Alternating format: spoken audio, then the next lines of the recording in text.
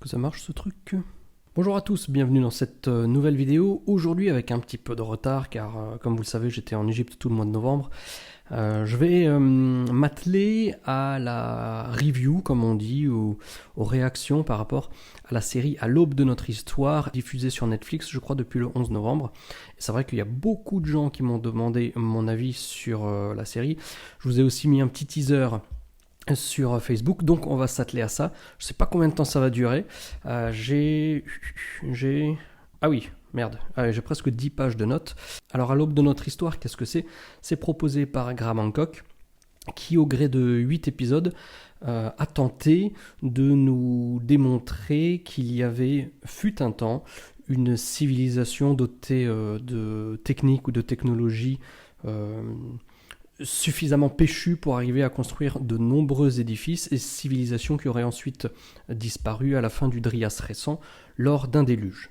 Est-ce qu'il est parvenu à nous convaincre ou à nous démontrer l'existence de cette civilisation? À l'issue des 8 épisodes, je dois avouer que non. Je dois dire que j'ai été un petit peu surpris en début du premier épisode de voir qu'il y avait une sorte de, d'action entre guillemets scientifique, toute proportion gardée. Et après, en fait, très rapidement, ça n'a été que de la redite de ce qu'il affirme depuis une quarantaine d'années. Alors certains, évidemment, vont ils vont sauter sur l'occasion pour dire que c'est l'hôpital qui se fout de la charité. Mais malgré les convictions qu'on peut avoir, il faut pas hésiter à reconnaître quand on s'est trompé. Et que, voilà, finalement, on a aussi évolué. Ce qui n'a pas été le cas de Graham Hancock. En tout cas, c'est vrai que c'est un joli copier-coller audiovisuel de ce qu'il a toujours dit en fait. Il n'y a pas eu vraiment de valeur ajoutée, je trouve, à cette série documentaire par rapport aux articles qu'il a pu écrire sur son site ou aux livres qu'il a pu écrire. De ses bouquins, moi je n'en ai lu qu'un, L'empreinte des dieux, que j'avais beaucoup aimé à l'époque et qui, maintenant, de nombreuses années plus tard, me convainc de moins en moins. Je ne vais pas dire pas du tout, ah si, quoique, bon, je sais pas. Bref, c'est pas la question aujourd'hui. Alors c'est vrai que on aime bien en général, je parle pas de Graham Hancock spécifiquement, mais on aime bien se baser sur la similitude des bâtisses antiques pour démontrer cette connexion globale. Hancock l'a fait, comme je le disais, dans L'empreinte des dieux, qui est un bouquin qui est sorti en 93, si je dis pas de bêtises. Et il faut reconnaître que c'est une belle articulation de pensée pour une époque, en tout cas pour la publication de son livre, à une époque sans Internet. Mais depuis, Internet est arrivé, même si c'est une hypothèse qui m'a piqué au vif il y a très longtemps, je fais pas la fine bouche, ça m'a animé pendant assez longtemps, mais force est de constater qu'au fil des années, à mesure que j'ai lu de plus en plus de choses, que j'ai vu de plus en plus de choses, que j'ai discuté avec de plus en plus de personnes légitimes dans le milieu, eh bien, les confirmations scientifiques, on les a pas vraiment. Donc, plutôt que de s'entêter, comme j'ai l'impression le fait Graham Hancock, moi de mon côté, j'ai jamais eu de soucis, comme je l'ai dit, à dire ce que j'ai dit il y a 1 an, 2 ans, 5 ans. C'était assez idiot. Et il n'y a pas de confirmation scientifique qui vienne un petit peu, confirmer tout ça. Donc on va voir si du côté de Graham Hancock, il y a eu un changement de ton. Petit spoiler, je l'ai dit en intro de vidéo, ça n'a pas été le cas. Et puis, oui, non, c'est vrai, on ne peut que le regretter finalement. Mais il n'en reste pas moins vrai que Graham Hancock est presque, une case obligatoire pour ceux qui, d'une manière, rêvent d'une autre réalité. Après, tout dépend du chemin de chacun, sa philosophie, son état d'esprit, etc., qui vont déterminer comment on se sent face à tout ça. Certains vont rester convaincus toute leur vie que Graham Hancock est dans le vrai, probablement alimenté par une part de rêve qui leur est peut-être plus inspirante. Et puis il y en a d'autres dont je fais partie qui au bout d'un moment ont un peu moins, j'ai envie de dire, un peu moins besoin de rêver et qui ont progressivement besoin de plus de factuel, quoi. Ça c'est je le vois très clairement chez moi. Pour moi, cette case Hancock, elle est aussi la raison pour laquelle j'ai désormais besoin de ce concret et de choses avérées pour aller plus loin. Mais je précise, je sais pas pourquoi je l'appelle la case Hancock, c'est une mini bénédiction, parce que sans elle, je suis pas certain que j'aurais autrement mis le doigt dans cet engrenage antique. Mais j'ai aussi le sentiment d'avoir, d'une certaine manière, perdu un peu de temps à me rattacher à une douce illusion qui n'a pas évolué. Parce que moi j'ai évolué, Donc c'est peut-être aussi pour ça que j'attends autre chose.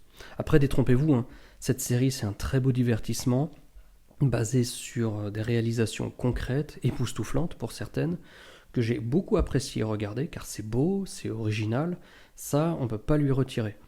Mais vous verrez dans 50 minutes que si le but était de sortir du divertissement pour basculer vers quelque chose de démontré sans l'ombre d'un doute, ça n'est pas le cas. Et on va voir en détail où les faits étaient attendus et où finalement ils ne se sont pas pointés. Et je sais très bien que pour nombre d'entre vous, son chemin argumentatif constitue une sorte de preuve irréfutable de sa théorie. Pour moi, ça n'est pas le cas, sans pour autant devenir fermé à ses idées. Mais le positif dans tout ça, ne l'oublions pas, c'est qu'on se passionne finalement pour les mêmes choses, et c'est peut-être ça qui compte le plus.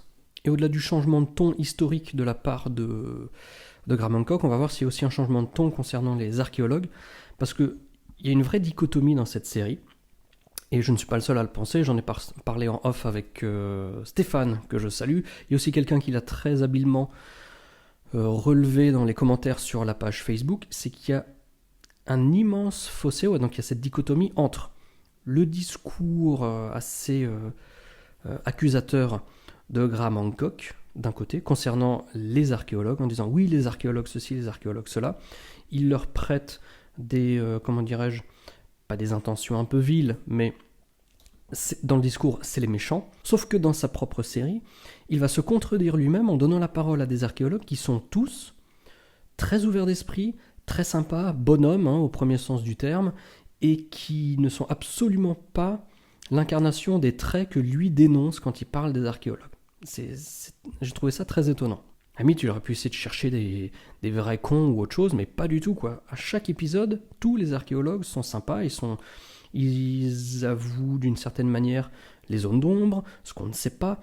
Donc ouais, j'ai trouvé ça très étonnant qu'il n'ait pas fait attention, entre guillemets, à cette chose. Et c'est vrai que d'une manière générale, ces archéologues sont empreints de beaucoup plus de doutes que Graham Hancock lui-même, qui est beaucoup plus dans l'affirmation. Parce que ces archéologues qui ont été interrogés, ils sont tous bien disposés, bienveillants, et aucun d'entre eux n'a cherché à imposer quoi que ce soit. Ils se sont tous toujours cantonnés aux faits, un petit peu comme Ali Akbar, qu'on verra dès le premier épisode. Vous allez voir, on va en parler dans un tout petit instant, où ils se concentrent uniquement sur ce qui permet scientifiquement de confirmer quelles ont été les dates auxquelles on est sûr qu'il y a eu de l'activité humaine.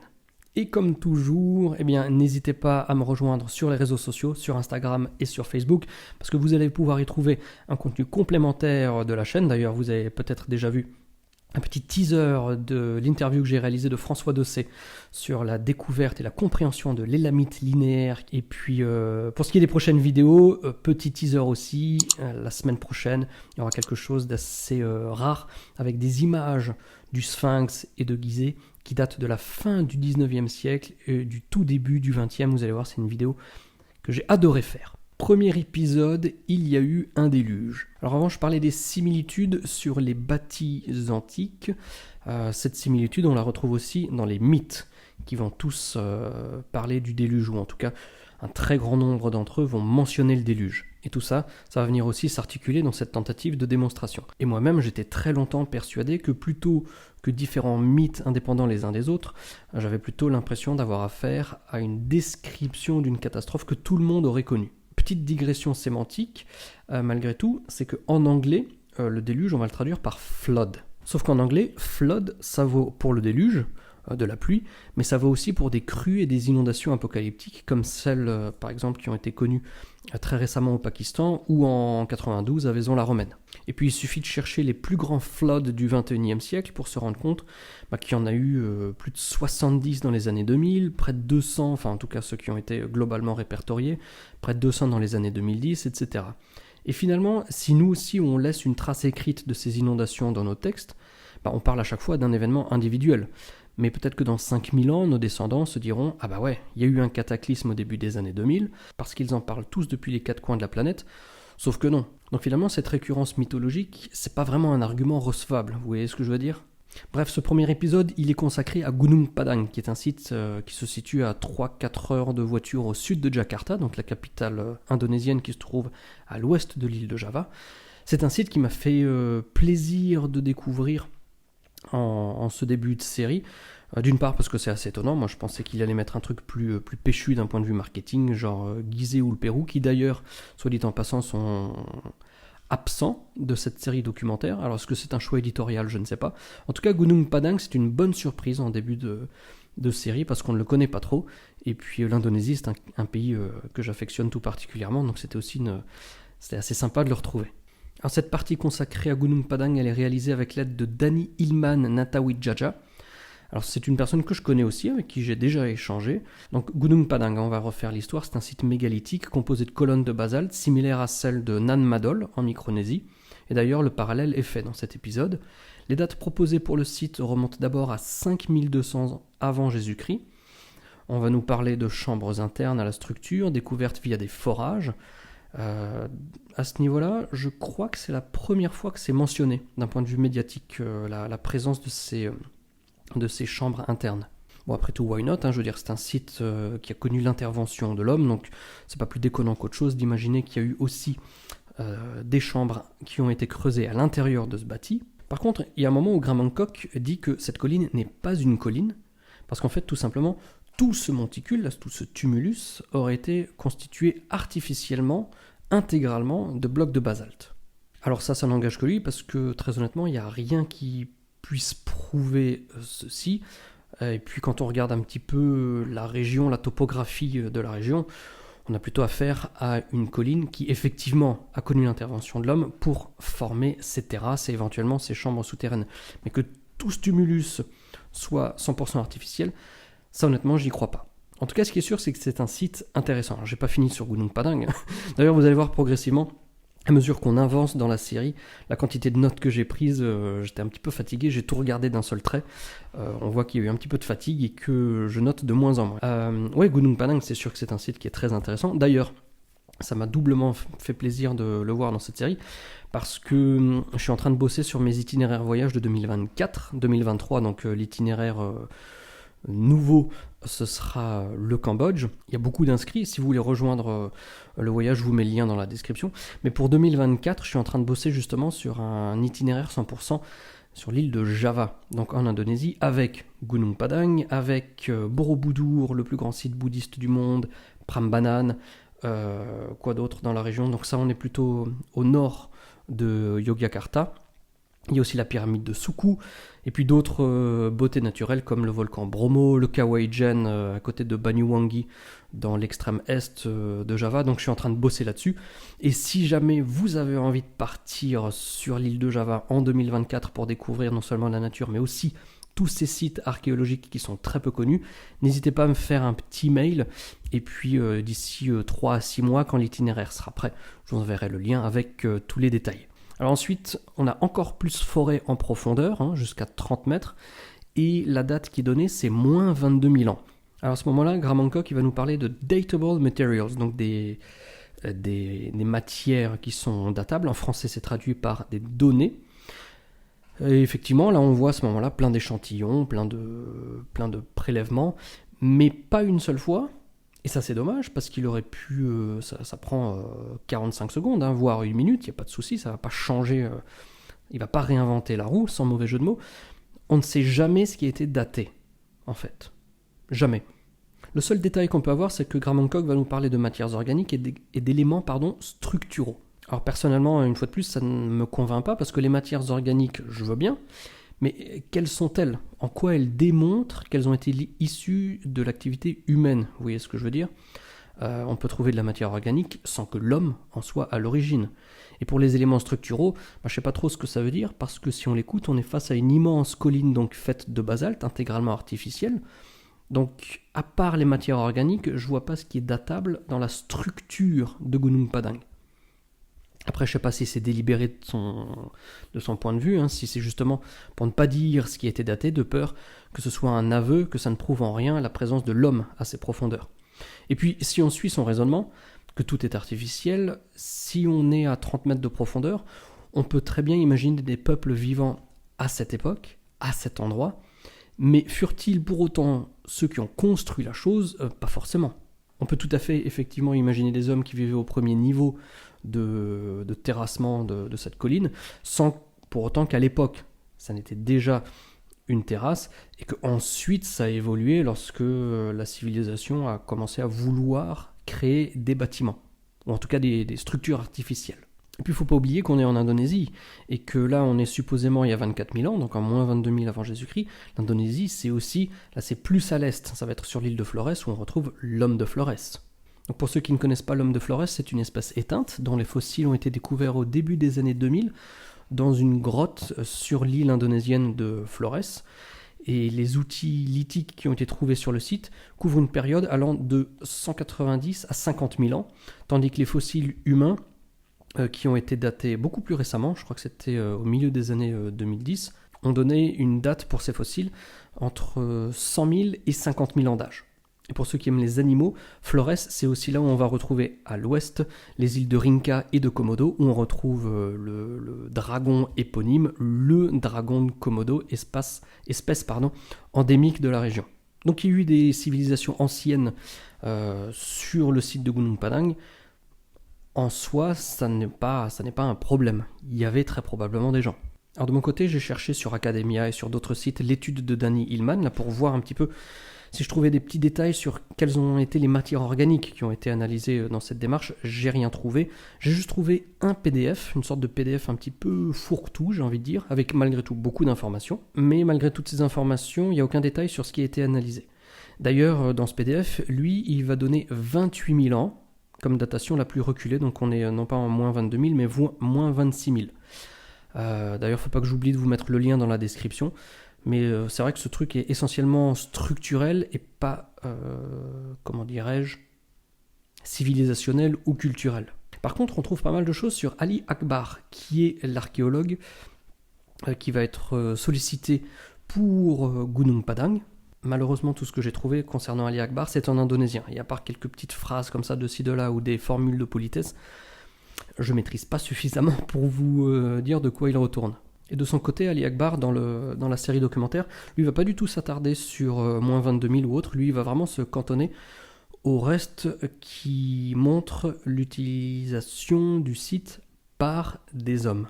Donc il va uniquement parler de ce qu'il appelle les strates culturelles attendez, je reprends les dates, moins 500 et moins 5200, et qui ont été récupérés à 4 mètres de profondeur seulement. Donc il ne spécule pas du tout sur des matières organiques, et il se focalise sur ce qui démontre la présence de l'homme, l'activité de l'homme. En tout cas, il est sympa, ce Ali Akbar, comme j'ai envie de dire, tous les archéologues de cette série. Après, dans cet épisode, il va parler du Sundaland. Alors ça aussi, ça m'a fait plaisir, parce que l'Asie du Sud-Est est une partie du monde que j'aime beaucoup. Donc, quand les eaux étaient 120 mètres plus basses lors de la dernière ère glaciaire, on avait un immense continent qui comprenait la Malaisie, Singapour, Sumatra, Bornéo, Java, enfin Singapour n'existait pas évidemment, et donc Graham Hancock appelle ça le Sundaland. Mais en réalité, le Sundaland, c'est un terme actuel qui va définir certaines parties de l'extrême sud de la Thaïlande, la Malaisie continentale, Bornéo, donc les deux parties, partie malaisienne et partie indonésienne de Kalimantan, qu'est-ce qu'il y a d'autre ? Sumatra aussi, et Java. Et ce qu'appelle Graham Hancock Sundaland, en fait ça s'appelait tout simplement Sunda. Et le terme Sunda donnera son nom plus tard aux îles de la Sonde, qui comprennent donc, si je dis pas de bêtises, donc c'est Sumatra, Java, tout Bornéo. Est-ce qu'il y a Bali ? Je ne suis pas sûr. Et il y a aussi Sulawesi, donc les Célèbes. Par contre, Sulawesi ne faisait pas partie du Sunda de l'époque. Et à l'époque, il suffisait d'une baisse de seulement 50 mètres du niveau de la mer pour que les actuelles îles donc de Sumatra, Java, Kalimantan, Bornéo soient joignables par voie terrestre depuis le continent asiatique. Est-ce que c'est une preuve que des hommes à une époque aient été mobiles sur cette partie du monde et sur cette terre à l'époque émergée ? Évidemment que oui. Est-ce que c'est une preuve que ces hommes aient d'abord été à l'origine de tous les bâtis sur lesquels se focalise Graham Hancock avant de disparaître ? Évidemment que non. Justement, deuxième épisode, les survivants du chaos. Cet épisode sera consacré à la pyramide de Cholula au Mexique. Ça m'a fait un petit peu chier de voir cet épisode parce qu'en fait, depuis assez longtemps, je vous ai préparé une petite vidéo d'introduction consacrée à la pyramide de Cholula. Et finalement, maintenant, avec cet épisode complet dédié à Cholula, finalement, ça sert à rien de vous poster quelque chose parce que ce sera que de la redite et vous allez vous dire, le mec, il nous apprend rien, quoi. Et effectivement, initialement, je voulais faire cette petite intro et ensuite, plusieurs semaines, plusieurs mois après, vous faire un épisode un peu plus péchu, plus consistant sur tous les détails liés à la pyramide de Cholula. Dites-moi en commentaire si c'est quand même la peine que je vous balance ce petit épisode introductif, je ne sais pas. En tout cas, l'épisode numéro 2, les survivants du chaos, la pyramide de Cholula. Donc là aussi, c'est vrai que c'est un site qui n'est pas très très médiatisé. La pyramide de Cholula, ça date de l'an 200 à peu près, enfin le début de la construction, l'an 200 de notre ère. Et peuple après peuple, la construction fut agrémentée jusqu'au XVIe siècle à peu près. Mais donc là, très honnêtement, j'ai pas capté le lien supposé entre cette pyramide, qui est gigantesque, je veux dire, le bâti de base, c'est la plus grande pyramide du monde, la plus grande pyramide artificielle, mais j'ai pas compris dans le logiciel de Graham Hancock quel est le lien entre Cholula et cette démonstration concernant des peuples disparus. À un moment, il va soulever la question du mystère concernant ces pyramides avec autant de points communs, dit-il, alors qu'elles sont aux quatre coins du globe. Et il nous dit que ça ne peut pas être une coïncidence. Ça aussi, c'est une idée, ça c'est clair, si vous me suivez depuis très longtemps, qui a pu me séduire il y a quelques années. Mais justement, à part le fait que ce soit des formes pyramidales, finalement, il n'y a aucune similitude. Au sein même des pyramides égyptiennes, structurellement, architecturalement, il n'y en a pas deux qui sont similaires. Donc on ne peut pas non plus se dire que toutes les pyramides aux quatre coins de la planète partagent quelque chose de mystérieux qui démontrerait quoi que ce soit. Et puis oui, en Égypte, je sais pas, on regarde l'intérieur de la pyramide rouge avec ses 3 pièces en encorbellement, on va regarder la pyramide de Khéops qui a une galerie en encorbellement qui arrive sur une pièce qui est peut-être la plus brute de toutes. Non, il y a vraiment aucune réelle similitude. Si la seule similitude qu'on pourrait trouver, c'est que tous les passages qui aboutissent dans la pièce la plus sacrée ou importante des pyramides, systématiquement, cette entrée, je ne suis pas certain d'avoir des photos ou des vidéos, ça c'est un petit peu difficile à illustrer, systématiquement cette entrée est surmontée du plus gros bloc de la pièce. On va le retrouver dans toutes les pièces de la pyramide rouge, on va retrouver ça dans la pyramide de Khéops, on va aussi retrouver ça dans la pyramide satellite de la pyramide rhomboïdale de Dachour. Donc voilà, mais au-delà de ça, je n'ai pas en tête une réelle systématique récurrence architecturale dans la conception des pyramides d'Égypte. Surtout que dans le cadre de Cholula, c'est un bâti qui est beaucoup beaucoup plus récent, qu'on a été capable de dater. Donc ouais, je sais pas trop. Épisode numéro 3, quand Sirius se lève. Là, ça va être consacré au temple qui se trouve sur l'île de Malte et de Gozo. Parce que sur l'île de Gozo, il y a le temple de Gigantia, sur lequel il va s'arrêter un petit peu plus en détail dans cet épisode. Alors là aussi, je ne suis pas certain du message, parce qu'on cherche à prouver donc l'existence d'une civilisation ancienne disparue et avancée. Soit, il n'y a aucun souci, je suis ouvert à l'idée. Il y a... Comme je l'ai dit, moi-même, j'étais un fervent défenseur de l'idée.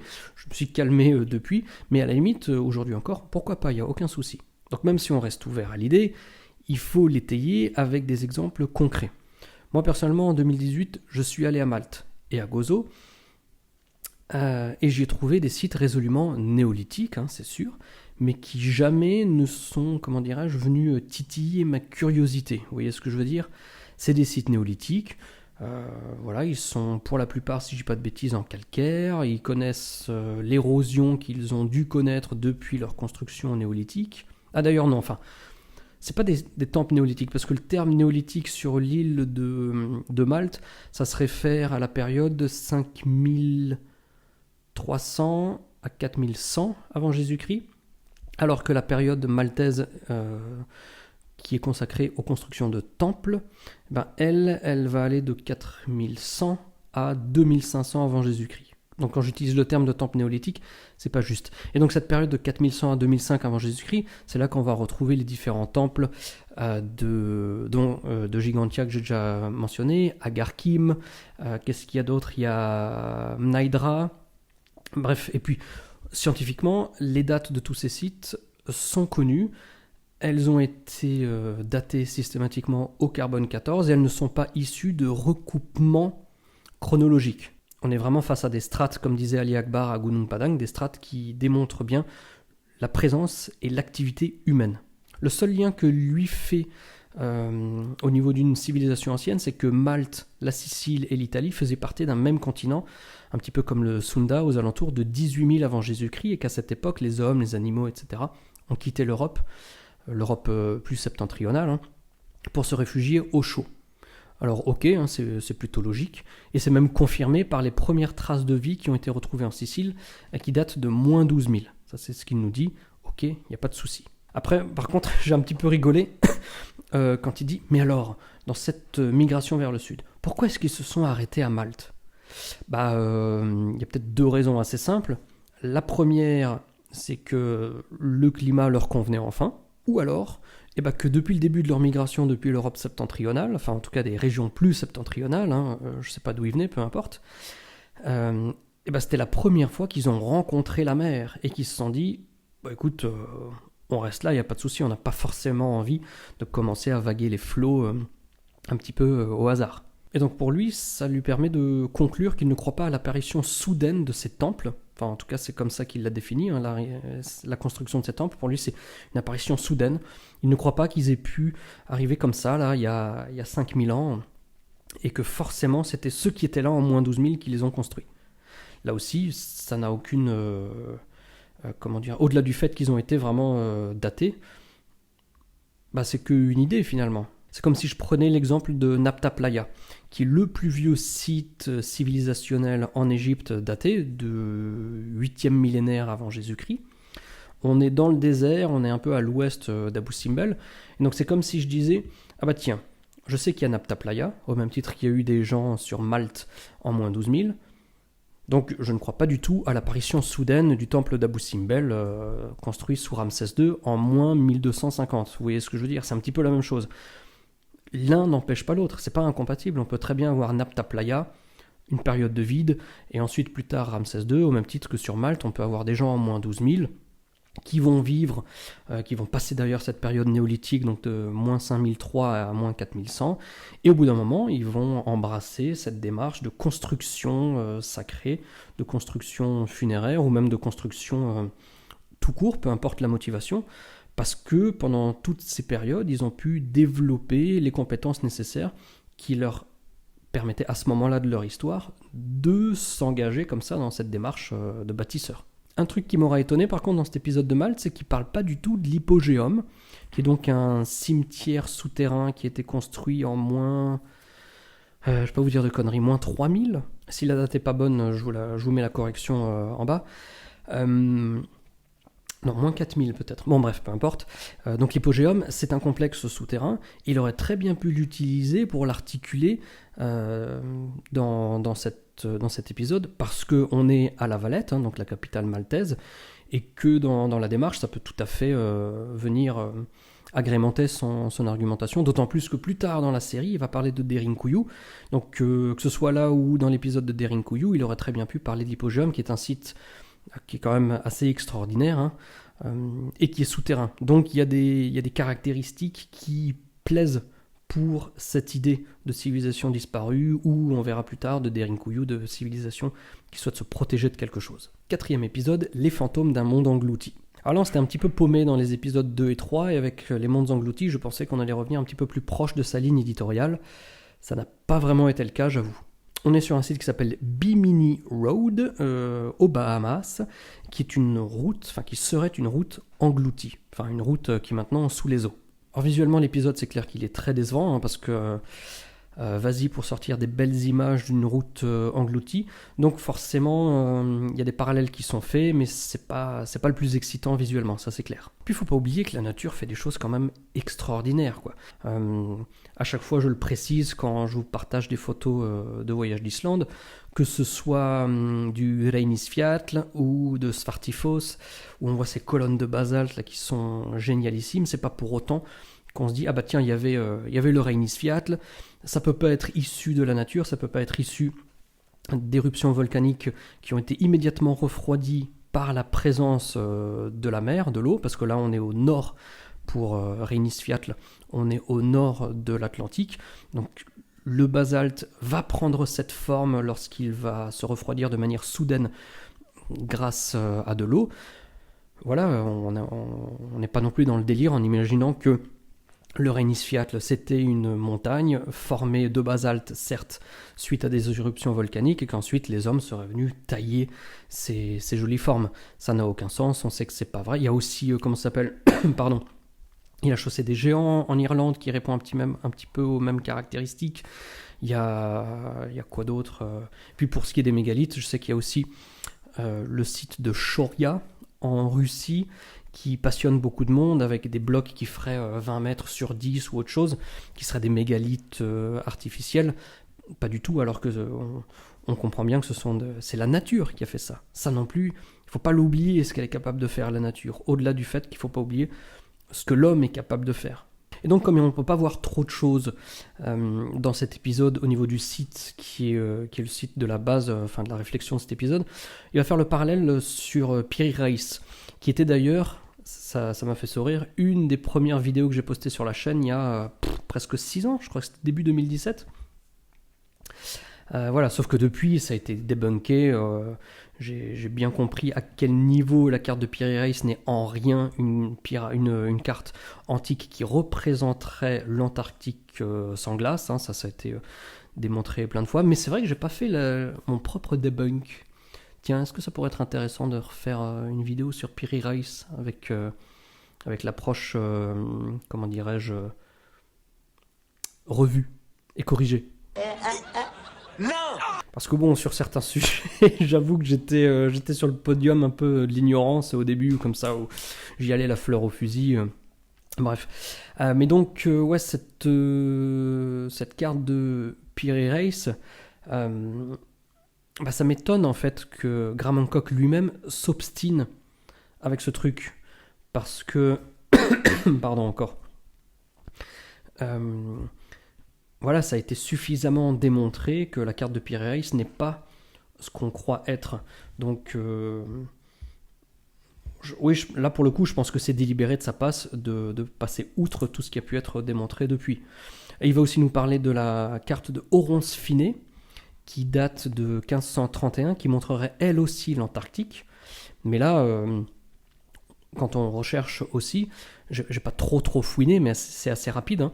On a plutôt affaire à une sorte de prolongation du Brésil vers le sud. D'ailleurs, c'est marqué, hein, je ne sais plus précisément qu'est-ce qu'il y a. Oui, c'est les terres australes, pardon. Donc en fait, on savait à l'époque qu'il y avait le Brésil. On savait qu'il continuait, que les terres du Brésil continuaient vers ce qu'il y a aujourd'hui, la Patagonie, tout ça, jusqu'à Ushuaia, Cap Horn et compagnie. Mais à l'époque, on ne savait pas jusqu'où ça allait. Donc, moi, quand je vois cette carte, j'imagine des gens qui connaissent le Brésil, qui savent que le Brésil continue, qui savent aussi que la Terre est ronde, parce que là, on est donc au XVIe siècle, même si les premières preuves concrètes de connaissance d'une Terre ronde datent d'Aristote au milieu du IVe siècle avant Jésus-Christ, reprises à peu près 100 ans plus tard par Ératosthène, même si Galilée, à cette époque de l'histoire, n'a pas encore eu ses emmerdes avec l'Église, pour les initiés, on sait que la Terre est ronde, donc on sait par là même qu'il y a des pôles, pôle sud, pôle nord. Donc quand je vois la carte d'Oronsfiné, j'imagine tout à fait les cartographes qui se disent le Brésil continue jusqu'au sud, au sud il y a un pôle, donc on va rajouter des terres autour du pôle, et puis grosso modo c'est ce qu'on imagine aujourd'hui, jusqu'à preuve du contraire lors des prochaines expéditions pour affiner un petit peu les cartes. Et tout ça, c'est évidemment confirmé par ce qui est écrit sur cette même carte. Je n'ai pas envie d'écorcher les termes, donc je vais vous le dire. Recenter inventa sed nodu plene cognita, qui veut dire donc terre du Sud récemment découverte, mais encore peu connue. Donc voilà, tout simplement, c'est pas l'Antarctique sans glace. Mais donc cet épisode 4 n'a rien prouvé non plus. Épisode numéro 5, l'héritage des sages, avec le désormais très célèbre Göbekli Tepe. Et ça, c'est un des épisodes dans lequel Graham Hancock s'est le plus contredit, enfin en tout cas, j'ai trouvé. Donc Göbekli Tepe, c'est un des plus vieux sites mégalithiques au monde, qu'on date aujourd'hui officiellement à moins 9600. Et je trouve ça d'autant plus fascinant que Göbekli Tepe, enfin en tout cas dans la zone, il y a encore quelque chose comme 80% qui n'a pas été fouillé, qui n'a pas été découvert. Donc ça, c'est vraiment fascinant par rapport à ce qu'on peut imaginer trouver là-bas lorsque les prochaines missions de fouilles vont être menées. Alors, dans cet épisode, Graham Hancock il se demande comment ils auraient pu construire le plus gros en premier sans transmission passée d'un peuple développé. Donc il part du principe en fait que l'enceinte D est la plus ancienne et que les anciens n'avaient pas pu développer quelconque compétence sur d'autres sites plus anciens auparavant. Le seul problème, c'est que si on veut des sites plus vieux qui feraient comprendre qu'il y a bien eu une évolution dans cette région du monde, eh bien les amis, on en trouve, il y en a. On a Kurtik Tepe qui date de 10 400 avant Jésus-Christ. On a Gusir Uyuk qui date de 9750 avant Jésus-Christ. On a Bonjukul Tarla qui date de 10 000 avant Jésus-Christ. On a Harvetsuvan Tepeshi qui date de 11 000 avant Jésus-Christ. Et on a Chakmak Tepe qui date de 9700 je crois. Donc l'enceinte D de Göbekli Tepe n'est pas le plus vieux, le plus grand, le plus beau, le plus décoré et ne sort pas de nulle part. Enfin, allez, peut-être si le plus décoré, why not, mais il sort pas de nulle part. Il y a eu au moins, donc on était en 11 000 pour l'autre site, donc il y a au moins 1400 ans d'évolution entre les sites découverts sur place, et encore, probablement on va en trouver d'autres, jusqu'à Göbekli Tepe. Et lui-même va totalement se contredire en disant qu'à 1 heure de route de Göbekli Tepe, il y a Karahan Tepe. Et il nous dit, est-ce que ça pourrait être encore plus vieux que Göbekli Tepe? Donc si c'est plus vieux que Göbekli Tepe, la réflexion de la base n'est pas sur Göbekli Tepe en tant qu'élément le plus ancien, vous voyez ce que je veux dire? C'est un peu bizarre, quoi. Au-delà du message et tout, je trouve que c'est... oui, ça se contredit, en fait, tout simplement. Et puis, j'en reviens à ce que je disais un petit peu plus tôt sur Ali Akbar ou en toute intro de vidéos. Les archéologues, c'est quand même eux qui ont permis de découvrir non seulement Göbekli Tepe, mais aussi tous les autres sites. Donc, sans eux, on n'aurait pas ces sites. Donc soyons quand même reconnaissants de tout le travail qu'ils ont fait dans cette région. Et puis c'est vrai que c'est des sites qu'on ne connaît pas, qu'on connaît très très peu. Et je pense qu'en 2023, je vais commencer à vous partager des vidéos sur tout ça parce que c'est assez fascinant de dire qu'on a tellement de sites archéologiques qui datent tous de... il y a 10-12 000 ans, quoi. Et puis ouais, ce discours... comment dirais-je ? Ce discours contre les archéologues, comme quoi ils n'auraient pas envie de découvrir de nouvelles choses, c'est évidemment faux. C'est ce qui les anime au quotidien, de fouiller, de fouiner et d'essayer de tomber sur la pépite qui va permettre de comprendre que non, ce site c'était pas 10 006, c'est peut-être 11 002 avant Jésus-Christ. C'est ça qui les anime, les archéologues. Épisode numéro 6, la civilisation perdue d'Amérique. Dans cet épisode, donc, il va nous parler du tumulus le grand tumulus du serpent ou le tumulus du grand serpent, je ne sais plus quel est le terme, qui est un site, qui se trouve en Ohio et qui date de 1000 de notre ère. On voit une reconstitution du site tel qu'il aurait été lors de sa construction. Alors, il est certain que c'est très surprenant. Et niveau date, il nous parle d'échantillons qui nous renvoient au 4e siècle avant Jésus-Christ. Mais il nous mène sur une autre piste, une piste un peu plus étoilée, si je puis dire. Mais c'est vrai que même le fait que ce soit au 4e siècle avant notre ère, je vois pas quel est le lien avec une vieille civilisation. Et donc il prend pour base de cette piste étoilée certaines courbes du serpent, disant qu'elles pointent vers des levées de soleil aux équinoxes. Quand on voit le truc, il y a quand même pas mal de courbes. Il y en a 8, presque 10. Donc finalement, vu la disposition du corps du serpent, il y a quand même 9 chances sur 10 pour que finalement on tombe quand même sur un lever ou un coucher de soleil aux équinoxes. Parce que c'est pas genre, il y a un élément du site et c'est cet élément qui, pile, comme par hasard, va pointer vers les équinoxes. Non. Si on fait abstraction de cette courbe de serpent dont il nous parle, si on fait pointer d'autres courbes vers d'autres choses, on peut trouver des alignements avec des constellations ou je ne sais quoi. Donc finalement, ça n'a...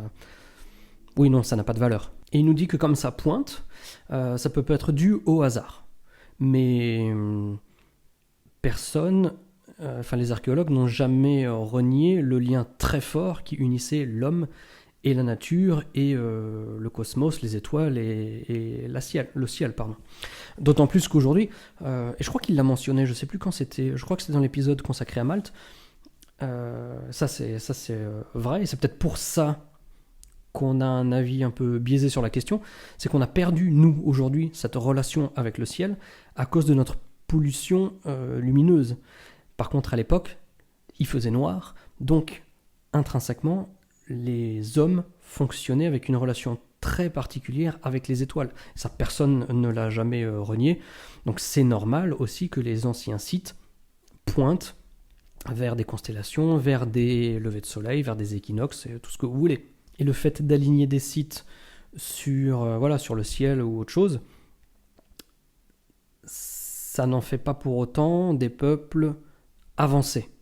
Tout comme le fait d'être des chasseurs-cueilleurs, comme Göbekli Tepe par exemple, le fait d'être chasseurs-cueilleurs, ça ne veut pas non plus dire que les mecs c'était des attardés et qu'ils étaient à peine capables de ramasser des pâquerettes. C'est ça, il faut un petit peu oublier. On peut être chasseur-cueilleur et on peut avoir des compétences et arriver à faire du bâti, quoi. Mais chasseurs-cueilleurs, c'est pas Cro-Magnon, quoi. Enfin, je veux dire, c'est pas des mecs qui font ouga-ouga, vous voyez ce que je veux dire.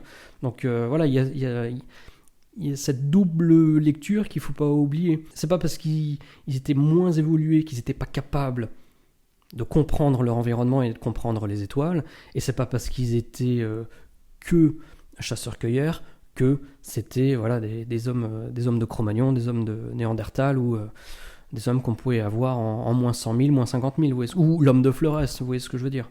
Épisode numéro 7, un hiver meurtrier. Épisode consacré à Derinkuyu. Site souterrain extraordinaire, situé lui aussi en Turquie, tout comme Göbekli Tepe. Alors c'est clair qu'il commence sur les chapeaux de roue parce que son interprétation, c'est que quand on voit Derinkuyu, c'est forcément le résultat d'un peuple qui était animé par la peur. Et donc, il nous demande, mais la peur de quoi ? Mais en fait, on ne sait pas trop, parce que si on oublie cette question, si on oublie cette interprétation que Derinkuyu est le résultat d'un peuple animé par la peur, finalement, toute sa démonstration derrière, de devoir se protéger d'un cataclysme, etc., ça ne fonctionne plus. C'est incroyable. Et moi, quand je vois ce site, il y a combien ? Il y a 18 étages, je ne sais plus précisément. On estime qu'il y avait environ 20 000 personnes qui y vivaient. Et quand je vois ça, la seule chose que je peux imaginer, c'est quelles conditions de vie horribles. Alors peut-être que je me trompe complètement, mais quand je vois ça, c'est surtout ça que ça m'inspire. Puis nous, aujourd'hui, là, on est en hiver, alors on chouine parce qu'il y a un petit peu moins de soleil, machin. Les mecs, à l'époque, ils auraient vendu un rein pour pouvoir avoir 3 minutes de lumière naturelle, telle que j'ai, moi, dans mes lunettes, et que j'essaye tant bien que mal d'esquiver depuis le tournage de la vidéo. Mais bon, on peut pas avoir de la lumière naturelle et pas de reflet dans les lunes. En fait, le problème dont je me suis rendu compte, pas assez rapidement, certes, c'est que l'idée d'un cataclysme d'époque nous biaise complètement la vision de tout ce qu'on voit. Parce qu'on est là à essayer d'alimenter cette idée par ce que l'on voit, plutôt que de constater certaines choses démontrables et démontrées, et ensuite de les articuler ensemble, et d'en pondre une vision cohérente qui nous amène à ce cataclysme. On a des récurrences, on a des idées, on a tout ça, mais c'est uniquement parce qu'on a le cataclysme en tête. On fait le truc à l'envers, vous voyez ce que je veux dire ? Et ça va tout influencer, même tout ce qui va concerner l'outillage. Parce qu'on cherche autre chose, plutôt que chercher quelque chose. Après, il y a certaines constatations qui sont indéniables, que j'ai reconnues sans souci, déjà en 2018, mais bon, ça on a oublié.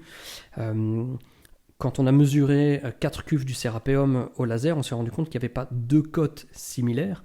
Et donc finalement, les cuves du Serapeum à Saqqara sont suffisamment différentes les unes des autres, et même individuellement par rapport à leur conception, pour imaginer ce qu'on fantasmait un petit peu en termes de conception.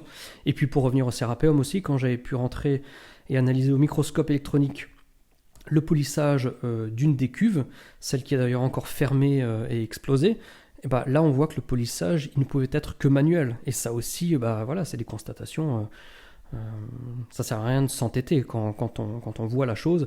Mais c'est dommage par contre qu'il n'y ait pas d'études sur le polissage, pas forcément du Serapeum ou d'autres sites, avec des analyses au microscope, pour qu'on voit les stries, qu'on voit qu'elles sont un peu tous azimuts, et que ça ne peut pas être le résultat de quelque chose de mécanique ou de répété, que c'est forcément manuel. Ou comme l'obélisque inachevé d'Assouan avec Claude Oberlin depuis 2020, donc ça va presque faire 3 ans maintenant, qu'on s'attelle à ce chantier où on est sur de l'extraction pénible avec beaucoup d'hommes, avec des techniques d'époque, et voilà, on n'est plus dans les inepties que j'avais pu sortir il y a longtemps, quoi. Épisode numéro 8, le dernier, Cataclysme et Renaissance. Donc là, on est, c'est en gros l'épisode où on nous explique comment ça a dû se passer. Là, pour le coup, il faudrait que je fasse des recherches un peu plus approfondies pour voir ce que les géologues et climatologues savent sur ces variations ayant impacté la planète depuis 20 000 ans environ. Cet été, j'avais publié des synthèses d'études sur le fait que le Dryas récent s'est terminé suite à un gros événement, certes, qui a eu des conséquences planétaires soudaines. Après, est-ce que ça démontre l'existence puis la disparition d'un peuple avancé qui transmettra son savoir ? Non. Est-ce que ça a pu provoquer une certaine mutation sociale et migratoire des peuples vivant sur Terre à l'époque ? Sans doute. Mais au-delà de ça, ça ne permet pas de dire beaucoup plus. Et après avoir terminé cet épisode numéro 8, on n'a pas grand-chose de plus à dire que ce que je ne l'ai dit maintenant. 1h06 d'enregistrement. Je vais vraiment faire tout mon possible pour que ça tienne dans moins de 45 minutes, sinon ça va être l'enfer pour vous.